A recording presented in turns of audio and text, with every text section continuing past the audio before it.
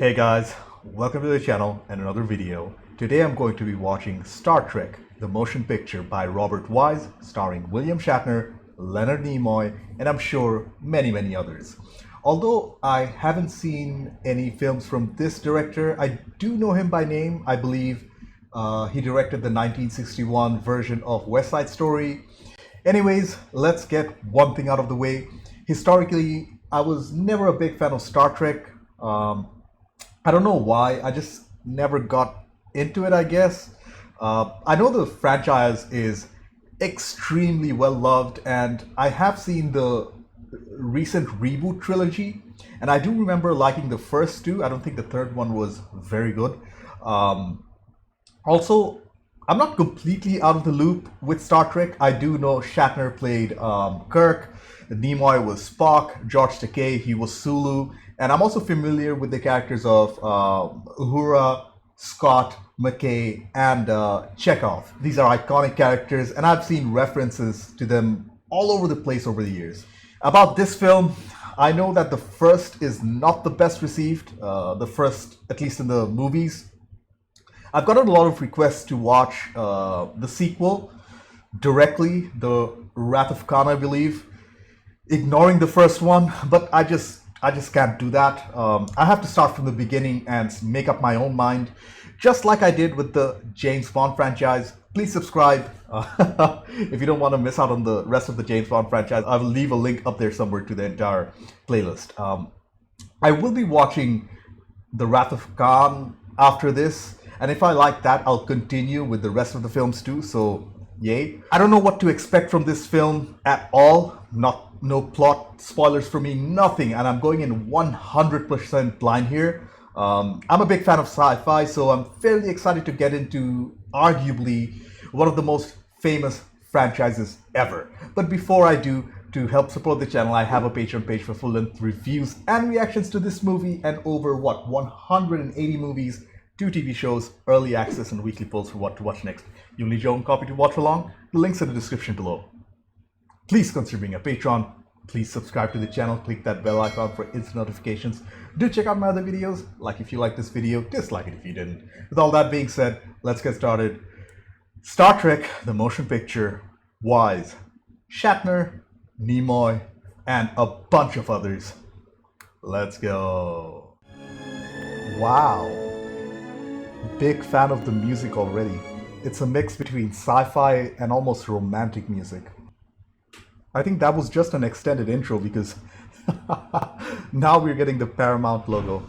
Star Trek, the motion picture, starring William Shatner. Music by Jerry Goldsmith. No wonder it's excellent. What a Hollywood legend. I have heard that this film is a little special effects heavy. And I have to remind myself this came out 2 years after Star Wars, which revolutionized the use of miniatures. Klingons, I believe. They have a very distinctive look. Looks like some sort of space interference. Wow, okay. This is Epsilon 9, Columbia. Am boosting output. How region? Not bad. Very good for the 70s. That's within Klingon boundaries. Who are they fighting? Unknown, sir. Oh, it's a common enemy. Dude! The Klingon ship just vanished. Oh man, their missiles did nothing. And the second ship is gone. Literally disappeared. Sir, it's on a precise heading for Earth. I wonder whether there's continuity between the TV show and the film. Wow, look at the planet design. A medal for logic? I do know that Vulcans are very logical, but Spock is half human, half Vulcan, so we have to keep that in mind. Looks like he failed. Did he fail to be completely logical? Cut to Earth. Is this San Francisco? William Shatner as James T. Kirk. The spacecraft design is very cool. Mr. Scott, an alien object of unbelievable destructive power is less than 3 days away from this planet. 3 days. Wow. The new film had the Enterprise in gray, but this one is in white. Apparently, Shatner was a little hard to work with back in the day. He had a bit of an ego. Is that true? The director, Wise, here is taking a lot of time to introduce us to the characters and also the Enterprise itself. I mean, this is what I mean. It's been almost 5 or 6 minutes and we're still approaching the ship. So I wonder whether this slower pace was intentional or they just wanted to create a sense of scale and that's why they're taking it slow. Captain, Starfleet just signaled your transfer of command order, sir. So Commander Decker doesn't know that Kirk is now in charge? That'll be awkward. I'm sure he wouldn't like that. Man, I love these well-made sets. Admiral Kirk. Oh, we're getting a top brass send-off. I'm taking over the center seat, Will. You're what? I'm replacing you as captain of the Enterprise. You'll stay on as executive officer. May I ask why? My experience. I'm sorry, Will. No, Admiral. I don't think you're sorry. It is a little of a power play.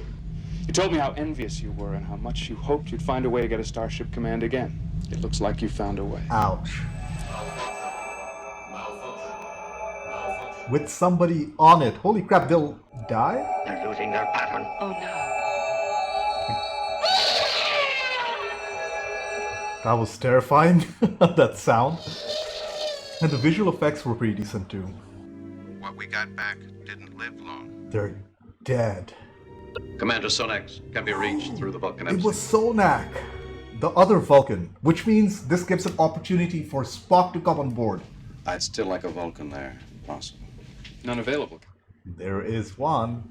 Our orders are to intercept, investigate, and take whatever action is necessary. Over 82 AUs, but it must be something incredible inside their 82 generator. AUs is huge. 1 AU is the distance between Earth and the Sun. We are under attack. External view. Oh man. I like that they're keeping this cloud super mysterious. We almost have no information on it. I mean, the funny thing is something is still recording. Like, where's this camera? If it was part of the ship, why hasn't it gone? I'll excuse that. Viewer off. But the people are clearly freaked out, and justifiably so. The navigator, Lieutenant Ilea. She's already aboard and en route to the bridge, sir. Looks like Decker knows Ilea. Hello, Ilea. Decker. Yeah, they definitely know each other. They have a history.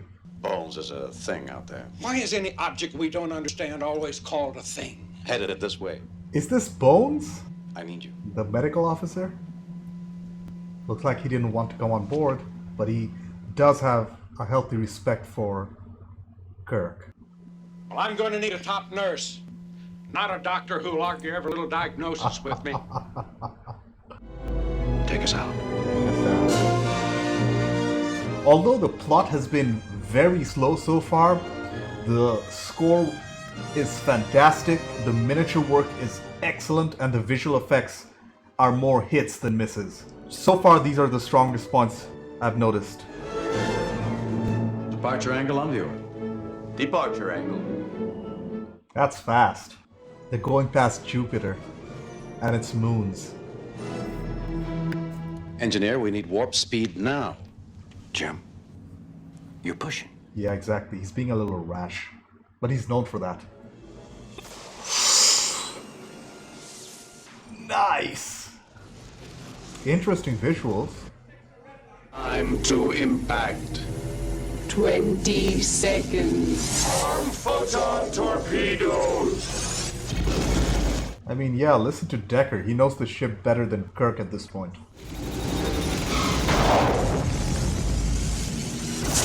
Okay, I don't know what happened, but seems like the problem disappeared. Good job, Decker. No casualties reported, Doctor. Wrong, Mr. Chekhov. There are casualties. My wits has been frightened out of, Captain, sir. We're at warp point 8. I'm sorry if I embarrassed you. You saved the ship. I'm aware of that, sir. Stop competing with me, Decker. You haven't logged a single star hour in 2.5 years. That plus your unfamiliarity with the ship's redesign, in my opinion, sir. I agree with Decker. You may be right, Jim. He is right, Jim. I'm sorry. That you left Delta 4? Or that you didn't even say goodbye? Yikes. It's an obsession. Your reaction to Decker is an example, Jim. I would say my biggest complaint so far has been the pacing of the movie. Spock! Spock. A reunion for the ages. I'm aware of your engine design difficulties. I offer my services as science officer. Well, so help me, I'm actually pleased to see you. He isn't happy. He failed to become logical, right? We have the engines rebalanced into full warp capacity. Back to warp speed. Nice. Spock, you haven't changed a bit. You're just as warm and sociable as ever. I believe it may hold my answers. Well, isn't it lucky for you that we just happen to be heading your way? Bones. Sarcastic as ever, Bones. I mean, even though he looks unemotional, he's clearly affected by the fact that he couldn't purge all his emotions and become 100% logical. I love how sensationalized everything is. We are being scanned. Do not return scan, Mr. Spock. Captain, we've seen what their weapons can do. Shouldn't we take every possible precaution? Mr. Decker. Captain, I suspect there's an object. It's that missile type thing, the weapon. Huh, that's a different color. So I guess the Enterprise has better force fields? The intruder has been attempting to communicate. We don't know what it'll do. Moving into that cloud at this time is an unwarranted gamble. That makes sense. Again, the visual effects here are fairly impressive, they're creative, and I don't think that's the weak point of this movie so far. The music by Jerry Goldsmith, I can't stop praising that. It's excellent.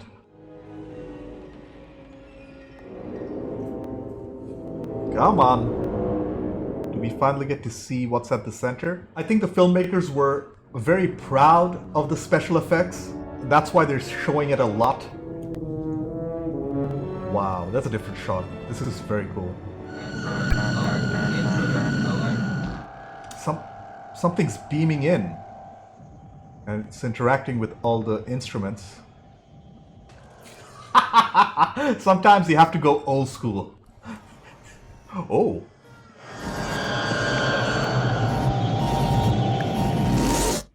Oh? She disappeared? Did it abduct her or just vaporize her? This is how I define unwarranted. Yeah, hindsight's 2020, dude. We're actually heading into the belly of the beast.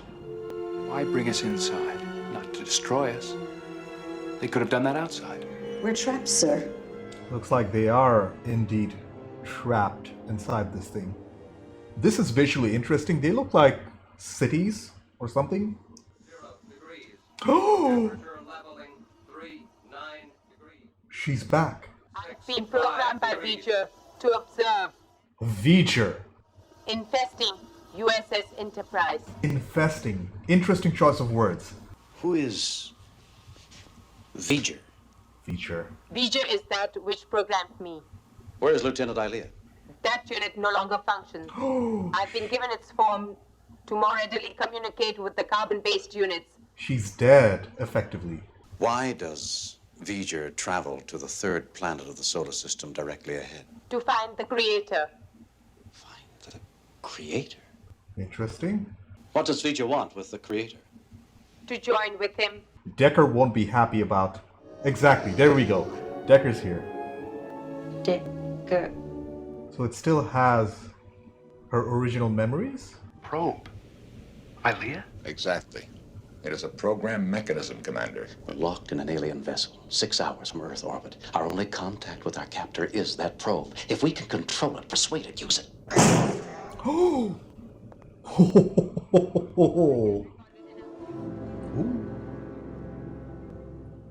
What's Spock up to?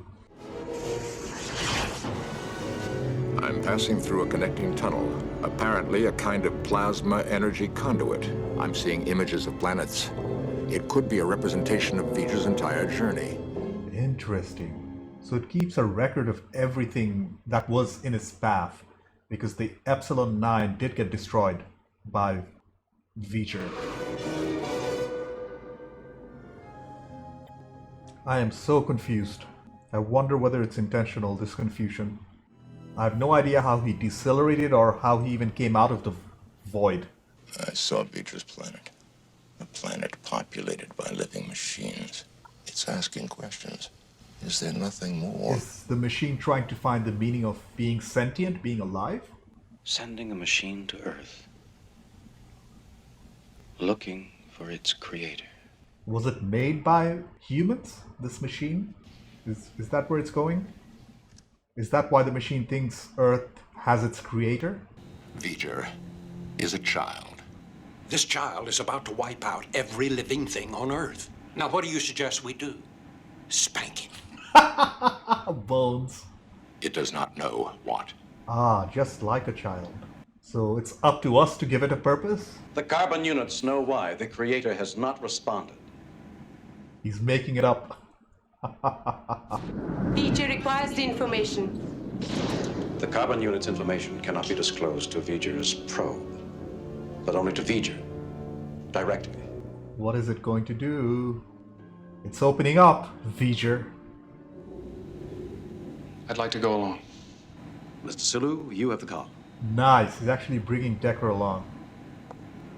Dude, that looks suspiciously human-made. Like one of those 70s satellites.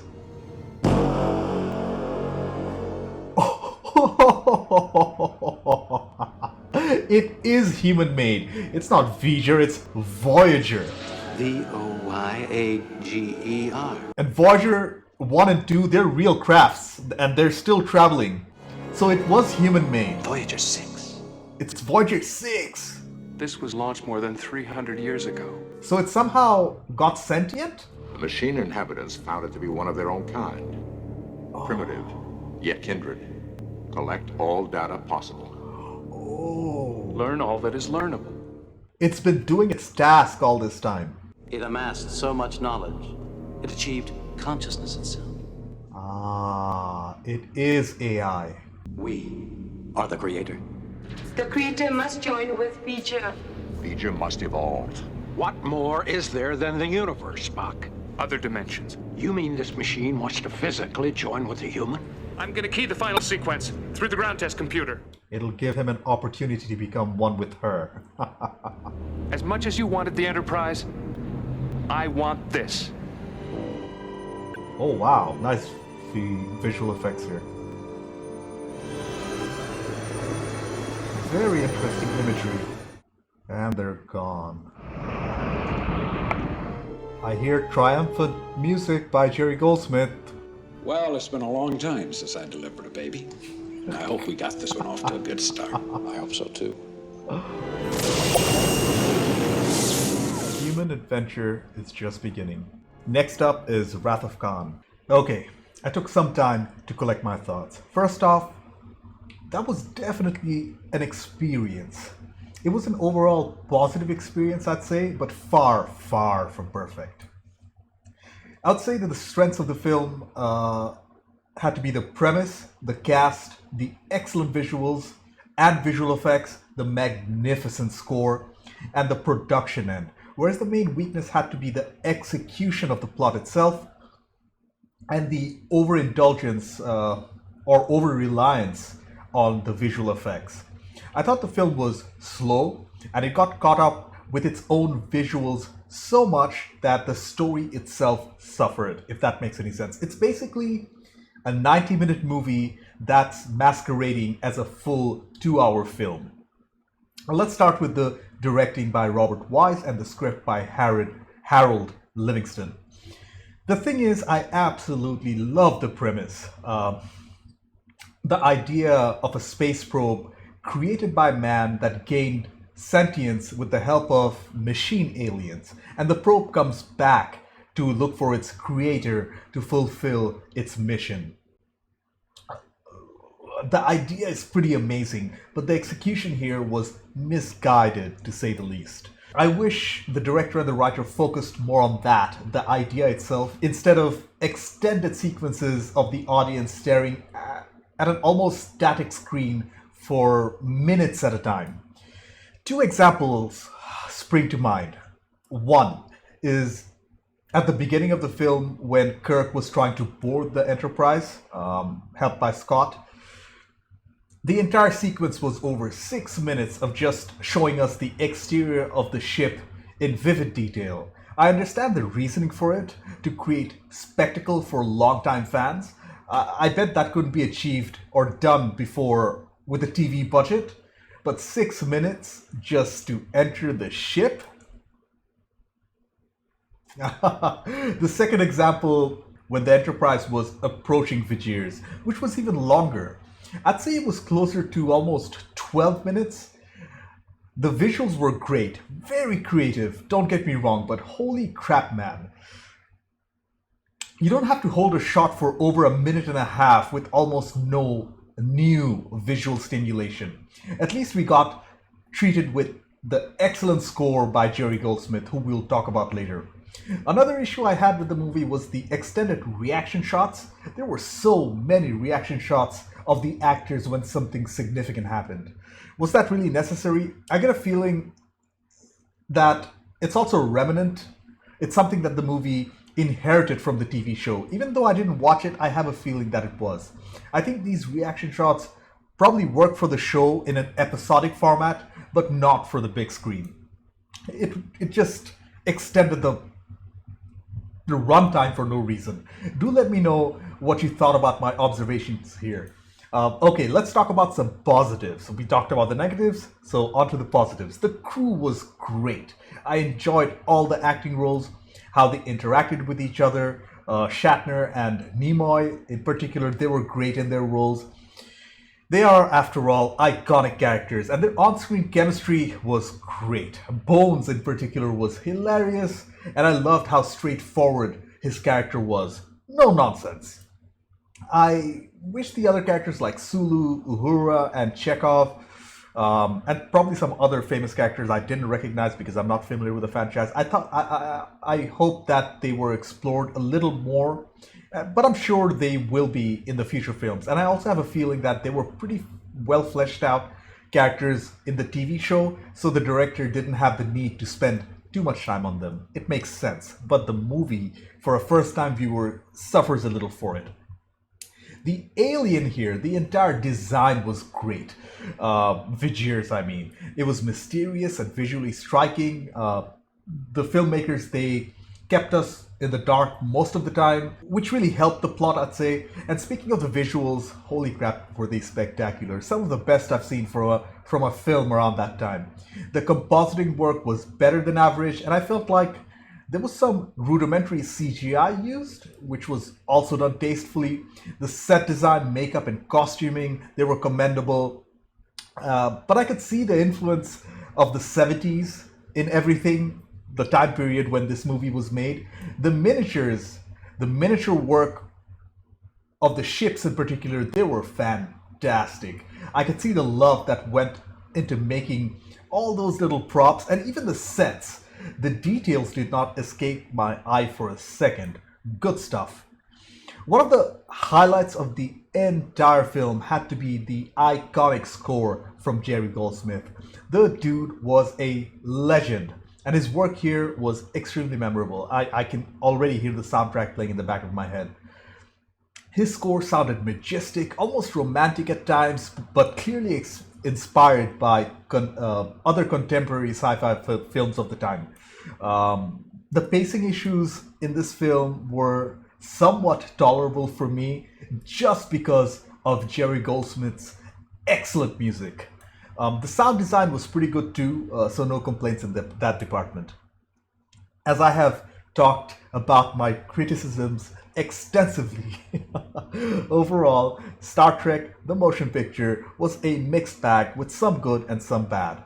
The good included the intriguing premise, the visual effects, the production design, the cast, and the score, whereas the bad mainly was the relatively poor execution of the premise, the pacing, and the overindulgence and reliance on the visual spectacle, which made the film drag on for way longer than it probably should have. I love the chemistry between the actors and their interactions, so I'm pretty excited to see The Wrath of Kahn and to see why it's considered such an improvement over this one. Anyways, thank you for watching. I have a Patreon page. Considering a Patreon, subscribe to the channel, click that bell icon for instant notifications. Do check out my other videos. Like if you like this video, dislike it if you didn't. I will see you in the next one. Bye.